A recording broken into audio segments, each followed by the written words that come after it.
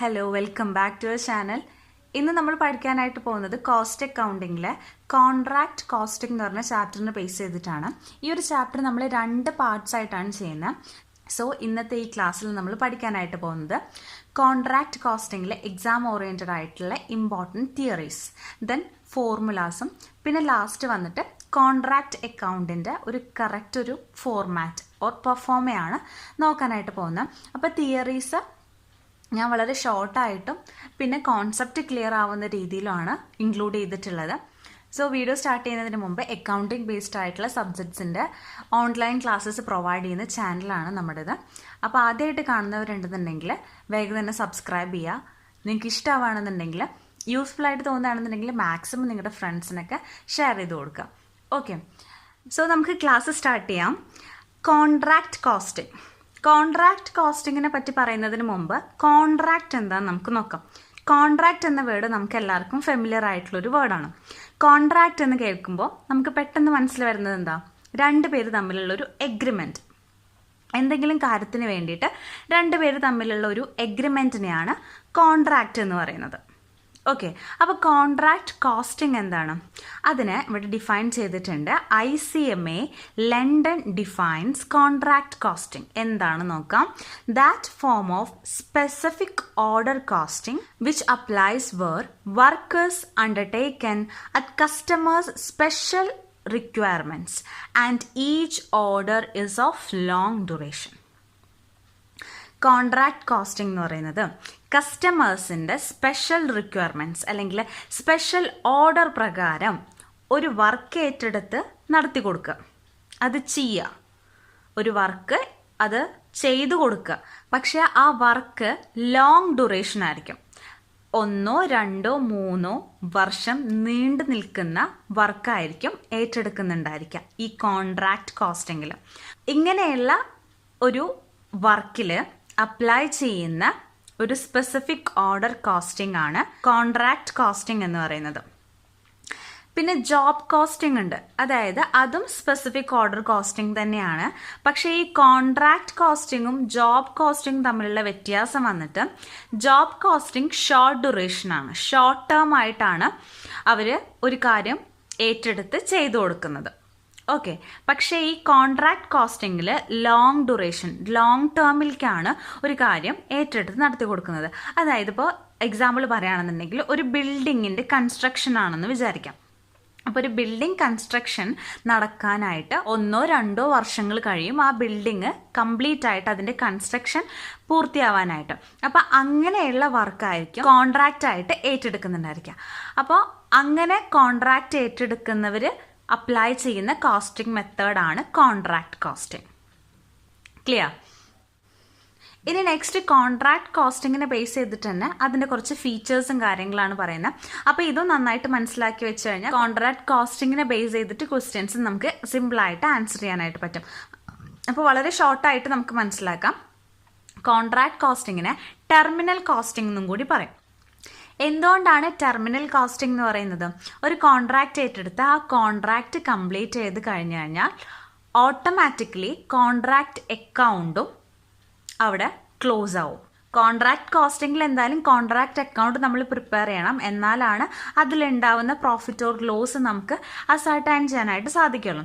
So contract account prepare ചെയ്തിട്ട് ആ contract complete ചെയ്ത് ഫുൾഫിൽ ചെയ്ത് കഴിഞ്ഞു കഴിഞ്ഞാൽ കോൺട്രാക്റ്റ് അക്കൗണ്ട് അവിടെ ക്ലോസ് ചെയ്യും. ദെൻ നെക്സ്റ്റ് വരുന്നത് കൺസ്ട്രക്ഷൻ വർക്ക് ചെയ്യുന്ന ഫേംസ് ആണ് ഈ ഒരു കോൺട്രാക്ട് കോസ്റ്റിംഗിൽ ഏർപ്പെടുന്നത്. ദെൻ കോൺട്രാക്റ്റിന് ഒരു സ്പെസിഫിക് പ്രൈസ് അവർ നേരത്തെ കൂട്ടി ഫിക്സ് ചെയ്തിട്ടുണ്ടായിരിക്കും. എന്നിട്ടാണ് ഈ കോൺട്രാക്റ്റ് എഗ്രി ചെയ്യുന്നത്. അപ്പോൾ അതിനെയാണ് കോൺട്രാക്റ്റ് പ്രൈസ് എന്ന് പറയുന്നത്. ദെൻ നെക്സ്റ്റ് വന്നിട്ട് ഈ കോൺട്രാക്റ്റിൽ 2 പാർട്ടീസാണ് ഇമ്പോർട്ടൻ്റ് ആയിട്ടുള്ളത്. ഒന്ന് കോൺട്രാക്ടറും ദെൻ കോൺട്രാക്റ്റിയും. ആർക്കാണോ കോൺട്രാക്റ്റ് കൊടുക്കുന്നത്, അതായത് ആർക്കാണോ ആ ഒരു സ്പെഷ്യൽ വർക്ക് ചെയ്യാനായിട്ട് കൊടുക്കുന്നത്, അയാളെയാണ് കോൺട്രാക്ടർ എന്ന് പറയുന്നത്, വർക്ക് ചെയ്യുന്ന ആൾ. ദെൻ കോൺട്രാക്റ്റ് എന്ന് പറഞ്ഞത് എന്താണ്? വർക്ക് കൊടുക്കുന്ന ആൾ. അതായത് ഇപ്പോൾ ബിൽഡിംഗ് ആണ് കൺസ്ട്രക്ട് ചെയ്യണമെന്നുണ്ടെങ്കിൽ ആ ബിൽഡിംഗ് കൺസ്ട്രക്ട് ചെയ്യുന്ന ഓണർ ഉണ്ടല്ലോ, അദ്ദേഹത്തിനെയാണ് കോൺട്രാക്റ്റി എന്ന് പറയുന്നത്. കോൺട്രാക്ടർ വർക്ക് ചെയ്യുന്ന ആള്, കോൺട്രാക്റ്റി വർക്ക് കൊടുക്കുന്ന ആള്. ക്ലിയർ? ഇനി ദെൻ നെക്സ്റ്റ് വരുന്നത്, ഈ ഒരു കോൺട്രാക്റ്റ് വർക്ക് എക്സിക്യൂട്ട് ചെയ്യുന്നത് കസ്റ്റമേഴ്സിൻ്റെ സൈറ്റിലാണ്. Then next, it adopt in construction of road, bridges, building, dams, turbine, etc. ഈ ഒരു കോൺട്രാക്ട് കോസ്റ്റിംഗ് മെത്തേഡ് അഡോപ്റ്റ് ചെയ്യുന്നത് ഏതൊക്കെ രീതിയിലുള്ള കൺസ്ട്രക്ഷൻസ് വർക്കാണ്? റോഡ് ഉണ്ടാക്കുക, ബ്രിഡ്ജസ് ഉണ്ടാക്കുക, ദെൻ ബിൽഡിങ്സ്, ഡാംസ്, ടർബൈൻസ്, ഇതെല്ലാം കൺസ്ട്രക്ട് ചെയ്യുമ്പോഴാണ് ഈ ഒരു കോൺട്രാക്ട് കോസ്റ്റിംഗ് അഡോപ്റ്റ് ചെയ്യുന്നത്. എന്തുകൊണ്ടാണ്? ഇതെല്ലാം ലോങ് ഡ്യൂറേഷനിലുള്ള വർക്ക്സ് ആയതുകൊണ്ട്. ഓക്കെ, അപ്പോൾ ഇതാണ് കോൺട്രാക്ട് കോസ്റ്റിംഗ് എന്ന് പറഞ്ഞു കഴിഞ്ഞാലുള്ളൊരു പിക്ചർ. ഇനി നെക്സ്റ്റ് നമ്മൾ നോക്കാനായിട്ട് പോകുന്നതാണ് കോൺട്രാക്റ്റ് അക്കൗണ്ട്. അതായത് കോൺട്രാക്റ്റ് കോസ്റ്റിങ്ങിൽ മസ്റ്റായിട്ടും പ്രിപ്പയർ ചെയ്യേണ്ട ഒരു അക്കൗണ്ടാണ് കോൺട്രാക്റ്റ് അക്കൗണ്ട്. എന്തിനു വേണ്ടിയിട്ടാണ് കോൺട്രാക്റ്റ് അക്കൗണ്ട് പ്രിപ്പയർ ചെയ്യുന്നത്?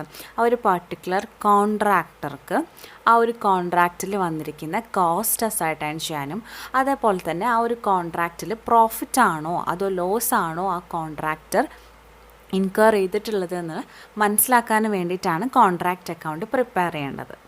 നമ്മൾ പറഞ്ഞു ഓരോ അക്കൗണ്ട്സും ലോങ് ഡ്യൂറേഷൻ നീണ്ടു നിൽക്കുന്നതാണ്. അതുകൊണ്ട് തന്നെ ഒന്നിൽ കൂടുതൽ അക്കൗണ്ടിങ് ഇയേഴ്സ് ഓരോ കോൺട്രാക്ട്സും കവർ ചെയ്യുന്നുണ്ട്. അപ്പോൾ ഈ ഒരു പെർട്ടിക്കുലർ അക്കൗണ്ടിങ് പീരീഡിൽ ആ കോൺട്രാക്റ്റ് കംപ്ലീറ്റ് ചെയ്യാൻ പറ്റിയിട്ടില്ലെങ്കിലും ആ ഒരു ഇയർ എൻഡിങ്ങിൽ കോൺട്രാക്റ്റ് അക്കൗണ്ട് മസ്റ്റായിട്ടും പ്രിപ്പയർ ചെയ്തിട്ടുണ്ടായിരിക്കണം. ഓക്കെ, അപ്പോൾ ഈ കോൺട്രാക്റ്റ് അക്കൗണ്ടിൽ കൂടുതൽ വരുന്നത് ഡയറക്റ്റായിട്ടുള്ള എക്സ്പെൻസസ് ആണ്. ടോട്ടൽ എക്സ്പെൻസസിൻ്റെ ഒരു ചെറിയൊരു പോർഷൻ മാത്രമാണ് ഇൻഡയറക്റ്റ്, അതായത് ഓവർ ഹെഡ്സ് വരുന്നുള്ളൂ. അത് മനസ്സിലാക്കി വയ്ക്കാം. ദെൻ നെക്സ്റ്റ് വരുന്നതാണ്, നമ്മൾ നേരത്തെ പറഞ്ഞു കോൺട്രാക്റ്റിൽ മെയിനായിട്ട് 2 പാർട്ടീസാണ് ഉള്ളത്, കോൺട്രാക്ടറും കോൺട്രാക്റ്റിയും. അപ്പോൾ ഇവർ പ്രിപ്പയർ ചെയ്യുന്ന അക്കൗണ്ട്സ് ആണ് നെക്സ്റ്റ് നമ്മൾ പറയുന്നത്. ഫസ്റ്റ് വരുന്നത് കോൺട്രാക്ടർ. കോൺട്രാക്ടർ അവിടെ 2 അക്കൗണ്ട് പ്രിപ്പയർ ചെയ്യുന്നുണ്ട്, കോൺട്രാക്റ്റ് അക്കൗണ്ടും ദെൻ കോൺട്രാക്റ്റീസ് അക്കൗണ്ടും. ഓക്കെ, ഇനി നെക്സ്റ്റ് വന്നിട്ട് കോൺട്രാക്റ്റി ആകെ ഒരൊറ്റ അക്കൗണ്ട് മാത്രമാണ് പ്രിപ്പയർ ചെയ്യുന്നത്, അത് കോൺട്രാക്ടേഴ്സിൻ്റെ അക്കൗണ്ടാണ്. അപ്പോൾ മുമ്പ് പറഞ്ഞ കോൺട്രാക്ടേഴ്സ് അക്കൗണ്ടും കോൺട്രാക്റ്റീസ് അക്കൗണ്ടും പേഴ്സണൽ നേച്ചറാണ്, അതായത് പേഴ്സണൽ അക്കൗണ്ട്സ് ആണ്. പക്ഷേ കോൺട്രാക്റ്റ് അക്കൗണ്ട് എപ്പോഴും നോമിനലായിട്ടുള്ള നേച്ചറാണ്, നോമിനൽ അക്കൗണ്ടിൽ വരുന്നതാണ്. ഓക്കെ, അപ്പോൾ അത് ഒരു ഇമ്പോർട്ടൻറ്റ് പോയിൻ്റാണ്, അത് മനസ്സിലാക്കി വയ്ക്കുക. 2 പാർട്ടീസും പ്രിപ്പയർ ചെയ്യുന്ന കോൺട്രാക്റ്റ്. അപ്പോൾ നമ്മൾ ഈ ചാപ്റ്ററിൽ ഇമ്പോർട്ടൻ്റ് ആയിട്ട് നമ്മൾ പഠിക്കുന്നത് കോൺട്രാക്റ്റ് അക്കൗണ്ട് പ്രിപ്പയർ ചെയ്യാനാണ്. പിന്നെ കോൺട്രാക്റ്റീസിൻ്റെ അക്കൗണ്ടും പ്രിപ്പയർ ചെയ്യാനായിട്ട് പഠിക്കുന്നുണ്ട്. പിന്നെ നമ്മൾ നോക്കാൻ പോകുന്ന വേറൊരു അക്കൗണ്ടാണ് വർക്ക് ഇൻ പ്രോഗ്രസ് അക്കൗണ്ട്. ഇനി സ്ക്രീനിൽ ഞാൻ നിങ്ങൾക്ക് കോൺട്രാക്റ്റ് അക്കൗണ്ടിൻ്റെ ഒരു ഫോർമാറ്റ് കാണിച്ചു തരാം. ഇത് വന്നിട്ട് കംപ്ലീറ്റഡ് ആയിട്ടുള്ള കോൺട്രാക്ട്സിൻ്റെ കോൺട്രാക്റ്റ് അക്കൗണ്ട് ഫോർമാറ്റ് ആണ് കേട്ടോ. ഈ വീഡിയോയുടെ എൻഡിൽ ഞാൻ ഇൻകംപ്ലീറ്റഡ് കോൺട്രാക്റ്റ് അക്കൗണ്ട് കാണിക്കുന്നുണ്ട്. അതാണ് കുറച്ചും കൂടി എക്സാം ഓറിയൻറ്റഡ് ആയിട്ടും പിന്നെ കുറച്ചും കൂടി ഐറ്റംസ് കൂടുതലുള്ളതും അതാണ്. അപ്പോൾ അത് ഞാൻ ഡീറ്റെയിൽ ആയിട്ട് എക്സ്പ്ലെയിൻ ചെയ്യാം. ഇത് വളരെ സിമ്പിളാണ്, നമുക്ക് വായിച്ചാൽ തന്നെ അറിയാം. ഡെബിറ്റ് സൈഡും ക്രെഡിറ്റ് സൈഡും ഉണ്ട്. ഡെബിറ്റ് സൈഡിൽ ഡയറക്റ്റ് എക്സ്പെൻസസും അതേപോലെ തന്നെ ഓവർ ഹെഡ്സ് ആണ് കൊടുത്തിരിക്കുന്നത്. ദെൻ ക്രെഡിറ്റ് സൈഡിൽ വന്നിട്ട് മെറ്റീരിയൽസ് റിട്ടേൺ ചെയ്തത്, ട്രാൻസ്ഫർ ചെയ്തത്, സോൾഡ് ചെയ്തത്, പിന്നെ സൈറ്റിലുള്ള മെറ്റീരിയൽസ്, സൈറ്റിലുള്ള പ്ലാന്റ്, പിന്നെ കോൺട്രാക്റ്റ് പ്രൈസ്, ഇത് വെച്ചിട്ട് കാൽക്കുലേറ്റ് ചെയ്തിട്ട് നമുക്ക് എന്ത് കിട്ടും, പ്രോഫിറ്റ് ആണോ ലോസ് ആണോ എന്നുള്ളത് അറിയാനായിട്ട് സാധിക്കും. അപ്പോൾ ഇത്രയേ ഉള്ളത്. ഈ ഒരു ഫോർമാറ്റ് വെച്ചിട്ട് നെക്സ്റ്റിലെ എക്സാമ്പിൾ 1 പ്രോബ്ലം ഒന്ന് ചെയ്ത് നോക്കുക. വളരെ സിമ്പിളാണ് കേട്ടോ. ഇനി നമുക്ക് ഇൻകംപ്ലീറ്റ് കോൺട്രാക്റ്റ് നോക്കാം. ഇതിലാണ് വർക്ക് ഇൻ പ്രോഗ്രസ് എന്നുള്ള ഒരു ടേം വരുന്നത്. എന്താണ് വർക്ക് ഇൻ പ്രോഗ്രസ്? അതായത് ആ ഒരു ഏറ്റെടുത്ത കോൺട്രാക്റ്റ് കംപ്ലീറ്റഡ് അല്ല, ഇൻകംപ്ലീറ്റ് ഓർ അൺഫിനിഷ്ഡ് ആയിട്ടുള്ള കോൺട്രാക്ട്സിനെയാണ് വർക്ക് ഇൻ പ്രോഗ്രസ് എന്ന് പറയുന്നത്. നമ്മൾ പറഞ്ഞു കോൺട്രാക്റ്റ് വന്നിട്ട് ലോങ് ടേം നേച്ചറാണ്. സോ ഒരു കോൺട്രാക്റ്റിൻ്റെ വർക്ക് ഒന്നിൽ കൂടുതൽ അക്കൗണ്ടിങ് ഇയർ കവർ ചെയ്യാം. അതുകൊണ്ട് തന്നെ ആ ഒരു അക്കൗണ്ടിങ് ഇയറിൽ, ഫസ്റ്റത്തെ അക്കൗണ്ടിങ് ഇയറിൽ ആ ഒരു കോൺട്രാക്റ്റ് വർക്ക് കംപ്ലീറ്റ് ആയിട്ടില്ലെങ്കിലും എൻഡിങ്ങിൽ കോൺട്രാക്റ്റ് അക്കൗണ്ട് പ്രിപ്പയർ ചെയ്യണമെന്ന് നമ്മൾ പറഞ്ഞു. വർക്ക് ഇൻ പ്രോഗ്രസ് എന്ന് പറയുന്നത് അക്കൗണ്ടിങ് പീരീഡിൻ്റെ എൻഡിങ്ങിലും കംപ്ലീറ്റഡ് ആവാത്ത കോൺട്രാക്ട്സിനെയാണ് വർക്ക് ഇൻ പ്രോഗ്രസ് എന്ന് പറയുന്നത് കൊണ്ട് ഉദ്ദേശിക്കുന്നത്. ആ ഒരു കോൺസെപ്റ്റ് ക്ലിയർ ആയെന്ന് വിചാരിക്കുന്നു. വർക്ക് ഇൻ പ്രോഗ്രസ് എന്ന് പറയുന്നത് ഒരു അക്കൗണ്ടിങ് ഇയറിൻ്റെ ആ ഒരു പീരീഡ് എൻഡിങ്ങിലും അൺഫിനിഷ്ഡ് ആയിട്ട് കിടക്കുന്ന അല്ലെങ്കിൽ ഇൻകംപ്ലീറ്റഡ് ആയിട്ടുള്ള കോൺട്രാക്ട്സിനെയാണ് വർക്ക് ഇൻ പ്രോഗ്രസ് എന്ന് പറയുന്നത്. അക്കൗണ്ടിങ് ഇയറിൻ്റെ എൻഡിങ്ങിൽ കോൺട്രാക്റ്റ് അക്കൗണ്ട് മസ്റ്റായിട്ടും പ്രിപ്പയർ ചെയ്യണം, ആ ഒരു കോൺട്രാക്റ്റ് ഫിനിഷ് ആയിട്ടില്ലെങ്കിലും. ഇനി നെക്സ്റ്റ് വരുന്ന പോയിന്റ്, വർക്ക് ഇൻ പ്രോഗ്രസ്സിൽ എമൗണ്ട് ഓഫ് വർക്ക് സർട്ടിഫൈഡും എമൗണ്ട് ഓഫ് വർക്ക് അൺസർട്ടിഫൈഡും ഇൻക്ലൂഡഡ് ആണ്. അപ്പോൾ കോൺട്രാക്റ്റ് അക്കൗണ്ട് പ്രിപ്പയർ ചെയ്യുമ്പം വർക്ക് ഇൻ പ്രോഗ്രസ് എന്ന് പറഞ്ഞിട്ട് നമുക്ക് തരുന്ന വാല്യൂ കോൺട്രാക്റ്റ് അക്കൗണ്ടിൽ ക്രെഡിറ്റ് ചെയ്തിട്ടുണ്ടായിരിക്കണം. അത് ഇമ്പോർട്ടൻ്റ് ആണ്. Value of work in progress should be credited to contract account. ആ ഒരു വർക്ക് ഇൻ പ്രോഗ്രസിൻ്റെ വാല്യൂവിൽ സർട്ടിഫൈഡ് ആയിട്ടുള്ള വർക്ക് സർട്ടിഫൈഡിൻ്റെയും ആൻഡ് വർക്ക് അൺസർട്ടിഫൈഡിൻ്റെയും എമൗണ്ട് ഇൻക്ലൂഡഡ് ആയിരിക്കും. ഇനി നമുക്ക് അറിയേണ്ടത് എന്താണ്, വർക്ക്സ് സർട്ടിഫൈഡും വർക്ക്സ് അൺസർട്ടിഫൈഡും എന്താണെന്നാണ്. അപ്പോൾ അത് നോക്കാം. അത് നമുക്ക് വർക്ക് സർട്ടിഫൈഡ് എന്താണെന്ന് നോക്കാം. In the case of large contract, usually to pay contractor a certain sum of money. This money is given on the basis of work done. The work certified is a work completed and certified by the engineer or architect. സാധാരണ രീതിയിൽ contract, അതായത് work കൊടുക്കുന്ന ആൾ അത് ഏറ്റെടുത്ത് നടത്തുന്ന ആൾക്ക്, അതായത് കോൺട്രാക്ടർക്ക് ഒരു certain sum of money advance ആയിട്ട് പേ ചെയ്യും. എന്തിനു വേണ്ടിയിട്ടാണ്? ആ വർക്ക് നടത്താൻ വേണ്ടിയിട്ടുള്ള എക്സ്പെൻസസ് കവർ ചെയ്യാനും മെറ്റീരിയൽസും കാര്യങ്ങളൊക്കെ വാങ്ങിക്കാനും അത് കവർ ചെയ്യാനും വേണ്ടിയിട്ടാണ് സർട്ടൈൻ സം ഓഫ് മണി കോൺട്രാക്ടർക്ക് പേ ചെയ്യുന്നത്. അപ്പോൾ ഈ കൊടുക്കുന്ന അഡ്വാൻസ് മണി ചുമ്മാ അങ്ങോട്ട് എടുത്ത് കൊടുക്കാനായിട്ട് പറ്റത്തില്ല. അത് എത്രത്തോളം വർക്ക് കംപ്ലീറ്റ് ആയി അല്ലെങ്കിൽ എത്രത്തോളം വർക്ക് ചെയ്തു അതിനെ ഡിപ്പെൻഡ് ചെയ്തിട്ട് അതിൻ്റെ ബേസിസിലാണ് പൈസ കൊടുക്കുന്നത്. വർക്ക് സർട്ടിഫൈഡ് എന്ന് പറഞ്ഞാൽ എന്താ? Completed work. വർക്ക് കംപ്ലീറ്റ് ചെയ്ത് കഴിഞ്ഞാൽ അത് വർക്ക് സർട്ടിഫൈഡ് ആവത്തില്ല. അതിനെന്ത് വേണം? കോൺട്രാക്റ്റി ഒരു എഞ്ചിനീയറിനെ അല്ലെങ്കിൽ ആർക്കിടെക്റ്റിനെ അപ്പോയിൻറ്റ് ചെയ്തിട്ട് കംപ്ലീറ്റ് ആയിട്ടുള്ള വർക്കിനെ അസസ് ചെയ്യും. എന്നിട്ട് അദ്ദേഹം, അതായത് അപ്പോയിൻറ്റ് ചെയ്യുന്ന ഏത് അതോറിറ്റി ആണോ, എഞ്ചിനീയർ ഓർ ആർക്കിടെക്റ്റ്, അദ്ദേഹമാണ് എന്ത് ചെയ്യേണ്ടത്? ആ വർക്കിനെ സർട്ടിഫൈഡ് ചെയ്യേണ്ടത്. അങ്ങനെ ആ കംപ്ലീറ്റഡ് ആയിട്ടുള്ള വർക്കിനെ സർട്ടിഫൈ ചെയ്താൽ മാത്രമാണ് വർക്ക് സർട്ടിഫൈഡ് എന്ന് പറയത്തുള്ളൂ. ക്ലിയർ ആയെന്ന് വിചാരിക്കുന്നു. വർക്ക് സർട്ടിഫൈഡ് എന്ന് പറഞ്ഞു കഴിഞ്ഞാൽ വർക്ക് കംപ്ലീറ്റഡ് ആയിട്ടുള്ള വർക്കിനെ ഒരു അതോറിറ്റി വെച്ചിട്ട് കോൺട്രാക്റ്റ് അസസ് ചെയ്യും. ദെൻ ആ ഒരു അതോറിറ്റി ആ വർക്കിനെ സർട്ടിഫൈഡ് ചെയ്താൽ മാത്രമാണ് വർക്ക് സർട്ടിഫൈഡ് ആവത്തുള്ളൂ. Then work uncertified. Work uncertified എന്ന് പറഞ്ഞു കഴിഞ്ഞാൽ വർക്ക് ചെയ്തിട്ടുണ്ട്, പക്ഷേ അതോറിറ്റി അതിനെ സർട്ടിഫൈ ചെയ്തിട്ടില്ല. Clear? It means work done but not certified by authority. Authority certify ചെയ്തിട്ടില്ല. വർക്ക് അൺസർട്ടിഫൈഡ് എന്ന് പറഞ്ഞു കഴിഞ്ഞാൽ വർക്ക് ചെയ്യാത്തത് എന്നല്ല മീൻ ചെയ്യുന്നത്, വർക്ക് അവിടെ ചെയ്തിട്ടുണ്ട് പക്ഷെ അതോറിറ്റി അതിനെ സർട്ടിഫൈ ചെയ്തിട്ടില്ല. ക്ലിയർ ആയെന്ന് വിചാരിക്കുന്നു. അപ്പോൾ നമ്മൾ പറഞ്ഞ വർക്ക് ഇൻ പ്രോഗ്രസ്സിൽ ഈ വർക്ക് സർട്ടിഫൈഡും വർക്ക് അൺസർട്ടിഫൈഡും ഇൻക്ലൂഡഡ് ആണ്. ഇതിൻ്റെ രണ്ടിൻ്റെ എമൗണ്ട് കൂടുമ്പോഴാണ് വർക്ക് ഇൻ പ്രോഗ്രസ് എന്ന് പറയുന്നത്. അത് കോൺട്രാക്റ്റ് അക്കൗണ്ടിൽ ക്രെഡിറ്റ് ചെയ്യണം. ക്ലിയർ? ഇനി വർക്ക് സർട്ടിഫൈഡ് കണ്ടുപിടിക്കാനായിട്ടൊരു ചെറിയ എക്സാമ്പിൾ വെച്ചിട്ട് കാണിച്ചു തരാം. ഇതിൽ നേരിട്ടിട്ട് വർക്ക് സർട്ടിഫൈഡ് ഇത്ര രൂപയാണെന്നൊന്നും നമുക്ക് പറഞ്ഞ് തന്നിട്ടുണ്ടായിരിക്കില്ല. അപ്പം അങ്ങനെ തന്നിട്ടില്ലെങ്കിൽ നമ്മൾ ക്യാഷ് റിസീവ്ഡ് ആയിട്ട് തന്നിട്ടുണ്ടായിരിക്കും. ക്യാഷ് റിസീവ്ഡ് ഇത്ര എമൗണ്ട് ആയിട്ട് തന്നിട്ടുണ്ടായിരിക്കും. പിന്നെ വർക്ക് സർട്ടിഫൈഡിൻ്റെ പെർസെൻറ്റേജും തന്നിട്ടുണ്ടായിരിക്കും. അപ്പോൾ അങ്ങനെ തന്നു കഴിഞ്ഞാൽ അത് വെച്ചിട്ട് എങ്ങനെയാണ് വർക്ക് സർട്ടിഫൈഡ് കാണേണ്ടതെന്നാണ് ഈ ഒരു എക്സാമ്പിൾ വെച്ച് പറയുന്നത്. നമ്മൾ നോക്കാം. Cash received from contractee up to 31/12/2018 is amounted to rupees 1,16,000 being 80% of work certified. അപ്പോൾ ക്യാഷ് റിസീവ് ചെയ്തിട്ടുള്ളത് 1,60,000 ആണ്. വർക്ക് സർട്ടിഫൈഡ് ആയിട്ടുള്ളത് 80%. ഓക്കെ, അപ്പോൾ വർക്ക് സർട്ടിഫൈഡ് എങ്ങനെ കാണുക? Cash received into 100 divided by ആ പെർസെൻറ്റേജ്.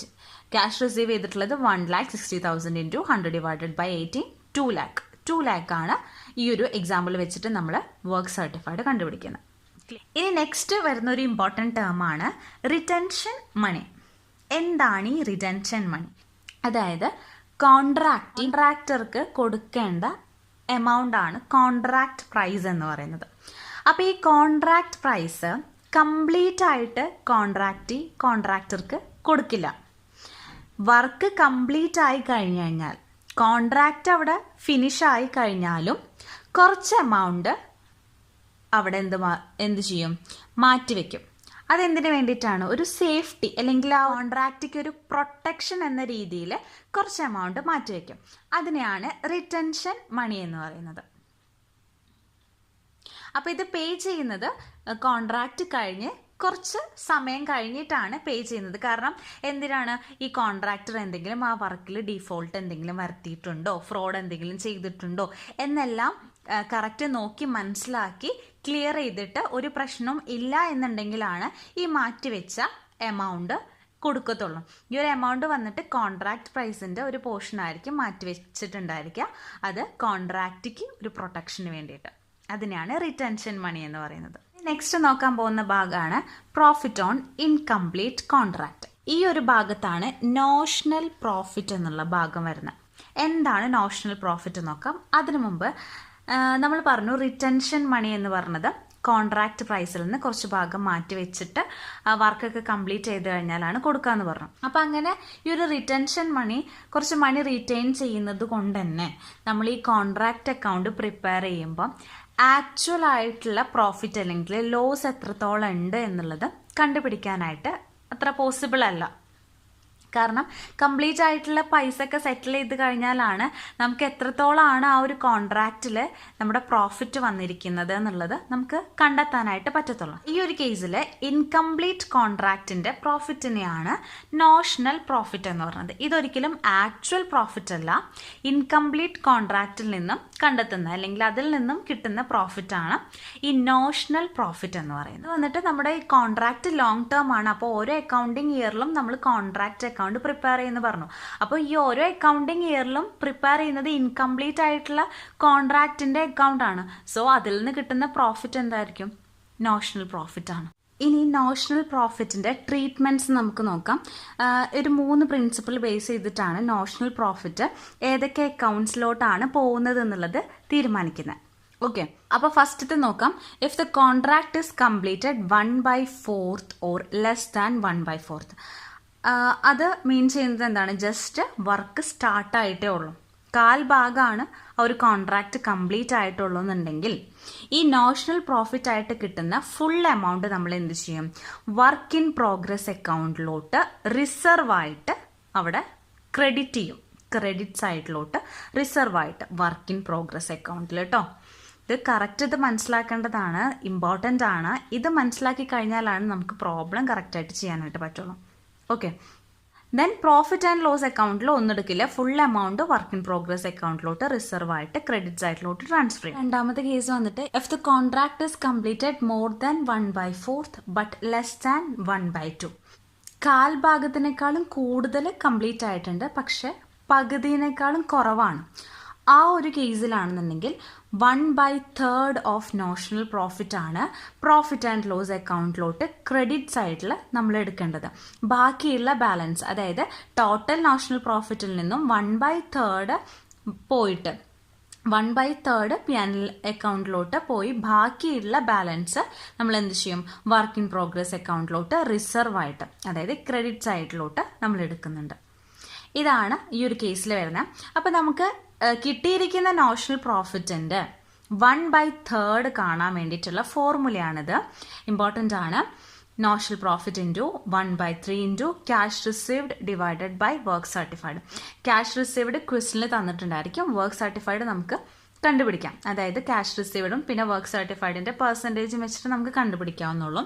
ഇങ്ങനെ ചെയ്ത് കഴിഞ്ഞാൽ, ഈ ഫോർമുല അപ്ലൈ ചെയ്ത് കഴിഞ്ഞാൽ നമുക്ക് 1/3 ഓഫ് നോഷണൽ പ്രോഫിറ്റ് കിട്ടും.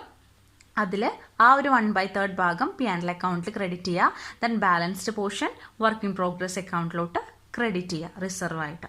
തേർഡ് ആൻഡ് ലാസ്റ്റ് പ്രിൻസിപ്പിൾ ആണ് if the contract completed 1/2 and more. അതായത് പകുതിയും പകുതിയുടെ മുകളിലും കംപ്ലീറ്റ് ആയിട്ടുണ്ടെങ്കിൽ, ആ കോൺട്രാക്ട് കംപ്ലീറ്റ് ആയിട്ടുണ്ടെങ്കിൽ 2/3 ഓഫ് നോഷണൽ പ്രോഫിറ്റ് ആണ് P&L അക്കൗണ്ടിലോട്ട് ക്രെഡിറ്റ് ചെയ്യേണ്ടത്. ബാക്കി ബാലൻസ് വരുന്നത് വർക്ക് ഇൻ പ്രോഗ്രസ് അക്കൗണ്ടിലോട്ട് റിസർവ് ആയിട്ട് ക്രെഡിറ്റ് ചെയ്യാം. ഇനി ആ കിട്ടിയിരിക്കുന്ന നോഷണൽ പ്രോഫിറ്റിന്റെ 2/3 കാണാനായിട്ടുള്ള ഫോർമുലയാണ്. നേരത്തെ പറഞ്ഞിരിക്കുന്ന ഫോർമുലയുടെ സെയിം ആണ്, പക്ഷെ ഈ ഒരു പോർഷൻ മാത്രം വ്യത്യാസമുള്ളൂ. അതായത് notional profit into 2/3 into cash received divided by work in progress. Clear? അപ്പോൾ ഇത്രയാണ് നോഷണൽ പ്രോഫിറ്റിന്റെ ട്രീറ്റ്മെന്റ്. ഇനി നെക്സ്റ്റ് നമ്മൾ നോക്കുന്നത് ഈ ഒരു ചാപ്റ്ററിൽ വളരെ ഇമ്പോർട്ടൻ്റ് ആയിട്ടുള്ളതാണ് കോൺട്രാക്ട് അക്കൗണ്ട്. എക്സാമിന് ക്വസ്റ്റ്യൻ വരാറുള്ളതാണ്, എസ് എ ക്വസ്റ്റ്യൻ ആയിട്ടും അല്ലാതെയൊക്കെ ചോദിക്കാറുണ്ട് കോൺട്രാക്ട് അക്കൗണ്ട് പ്രിപ്പയർ ചെയ്യാനായിട്ട്. അപ്പോൾ കംപ്ലീറ്റഡ് ആയിട്ടുള്ള കോൺട്രാക്ട് അക്കൗണ്ട് മുമ്പ് കാണിച്ചു, അത് സിമ്പിൾ ആയിട്ടുള്ളതാണ്. അതാണ് ഞാൻ അധികം ഡീറ്റെയിൽ ആയിട്ട് പറയാത്തത്. ഇത് ഇൻകംപ്ലീറ്റ് ആണ്. അതിലുള്ള എല്ലാ ഐറ്റംസും ഇതിലുണ്ട്, പക്ഷെ കുറച്ചും കൂടി ഇതിൽ ആഡഡ് ആണ് ഐറ്റംസ്. നമ്മുടെ ടെക്സ്റ്റിൽ ഈ ഒരു കോൺട്രാക്ട് അക്കൗണ്ട് ഉണ്ട്, അതിൽ എല്ലാ ഐറ്റംസും കാണിച്ചിട്ടില്ല. അപ്പം നിങ്ങൾക്ക് പഠിക്കാൻ എളുപ്പത്തിലും മനസ്സിലാക്കാൻ എളുപ്പത്തിനും ആയിട്ടാണ് ഈ എല്ലാ ഐറ്റംസും ഇൻക്ലൂഡഡ് ആക്കിക്കൊണ്ട് ഞാനൊരു കോൺട്രാക്ട് അക്കൗണ്ട് പ്രിപ്പയർ ചെയ്തിട്ടുള്ളത്. അപ്പം ഇത് പഠിക്കുക. ഇത് പഠിച്ചു കഴിഞ്ഞാൽ നിങ്ങൾക്ക് കോൺട്രാക്ട് അക്കൗണ്ടിൽ വരുന്ന ഒട്ടുമിക്ക എല്ലാ ഐറ്റംസും നിങ്ങൾക്ക് ക്ലിയർ ആയിട്ട് മനസ്സിലാക്കാനായിട്ട് സാധിക്കും. അപ്പം നമുക്ക് ഓരോ ഐറ്റംസ് നോക്കാം. രണ്ട് സൈഡാണ്, ഡെബിറ്റ് സൈഡും ക്രെഡിറ്റ് സൈഡും. ഡെബിറ്റ് സൈഡിൽ വന്നിട്ട് നേരത്തെ പറഞ്ഞ പോലെ തന്നെ എന്താണ് ഡയറക്റ്റ് എക്സ്പെൻസസും അതേപോലെ തന്നെ ഓവർ ഹെഡ്സ് ഒക്കെയാണ് ഡെബിറ്റ് സൈഡിൽ വരുന്നത്. അതായത് materials, labour, then overheads. പിന്നെ പ്ലാന്റ് വരുന്നുണ്ട്. പ്ലാന്റ് എന്തെങ്കിലും പർച്ചേസ് ചെയ്തിട്ടുണ്ടെന്നുണ്ടെങ്കിൽ നമ്മൾ എന്ത് ചെയ്യണം? ഡെബിറ്റ് ആയിട്ട് കാണിക്കണം. ദെൻ ഓവർ ഹെഡ്സ് വരുന്നുണ്ട്. പിന്നെ വരുന്നത് cost of sub contract. Sub കോൺട്രാക്റ്റിൻ്റെ എന്തെങ്കിലും കോസ്റ്റ് ഉണ്ടെന്നുണ്ടെങ്കിൽ അത്. ഓക്കെ, ഇതാണ് ഡെബിറ്റ് സൈഡിൽ വരുന്നത്. പിന്നെ ക്രെഡിറ്റ് സൈഡിലോട്ട് പോവുകയാണെന്നുണ്ടെങ്കിൽ നമ്മൾ പറഞ്ഞു വർക്ക് ഇൻ പ്രോഗ്രസിന്റെ വാല്യൂ കോൺട്രാക്ട് അക്കൗണ്ടിൽ ക്രെഡിറ്റ് ചെയ്യണം. അപ്പോൾ അതിനായിട്ട് വർക്ക് ഇൻ പ്രോഗ്രസ് എന്നുള്ളത് ഹെഡിങ് കൊടുത്തിട്ട് വർക്ക് സർട്ടിഫൈഡും വർക്ക് അൺസർട്ടിഫൈഡും നമ്മൾ കാണിക്കണം. എന്നിട്ട് അതിന്റെ ടോട്ടൽ എമൗണ്ട് ആണ് കോളത്തിലോട്ട് എടുത്തെഴുതേണ്ടത്. പിന്നെ ഇവിടെ വരുന്നത് material returned, material at site, ഈ രണ്ട് ഐറ്റം വരുന്നുണ്ട്. പിന്നെ ഈ ഒരു ഇൻകംപ്ലീറ്റിൽ ആഡഡ് ആയിട്ട് വരുന്ന വേറൊരു സംഭവമാണ് പ്ലാന്റ് ലോസ്, അതേപോലെ തന്നെ മെറ്റീരിയൽ ലോസ്. എന്തെങ്കിലും ലോസ് സംഭവിച്ച, അതായത് തെഫ്റ്റ് അല്ലെങ്കിൽ ഫയർ വഴി മെറ്റീരിയൽ അല്ലെങ്കിൽ പ്ലാന്റ് ലോസ് സംഭവിച്ചു കഴിഞ്ഞാൽ പ്രോഫിറ്റ് ആൻഡ് ലോസ് അക്കൗണ്ടിൽ നിന്ന് ഹെഡിങ് കൊടുത്തിട്ട് ആ രണ്ട് ലോസ് എമൗണ്ട് ഔട്ടർ കോളത്തിലോട്ട് എഴുതണം. ദെൻ നെക്സ്റ്റ് വരുന്നതാണ് പ്ലാന്റ് റിട്ടേൺ. നമ്മൾ മെറ്റീരിയൽ റിട്ടേൺ കണ്ടു, അതേപോലെ തന്നെ പ്ലാന്റ് റിട്ടേൺ ചെയ്തിട്ടുണ്ടെങ്കിൽ അതിൻ്റെ എമൗണ്ടിൽ നിന്ന് ഡിപ്രിസിയേഷൻ ലെസ് ചെയ്തിട്ട് വേണം ഔട്ടർ കോളത്തിലോട്ട് എടുത്തെഴുതാനായിട്ട് എമൗണ്ട്. ഇനി നെക്സ്റ്റ് വരുന്നത് plant at site. Material at site കണ്ടു, പക്ഷെ മെറ്റീരിയലിലൊന്നും നമ്മൾ എന്താണ് ഡിപ്രിസിയേഷൻ ഇല്ല. ഡിപ്രിസിയേഷൻ ഉള്ളത് എന്താ? ഫിക്സ്ഡ് അസറ്റിന്റെ മുകളിൽ മാത്രമേ ഡിപ്രിസിയേഷൻ നമുക്ക് കാണാനായിട്ട് പറ്റത്തുള്ളൂ.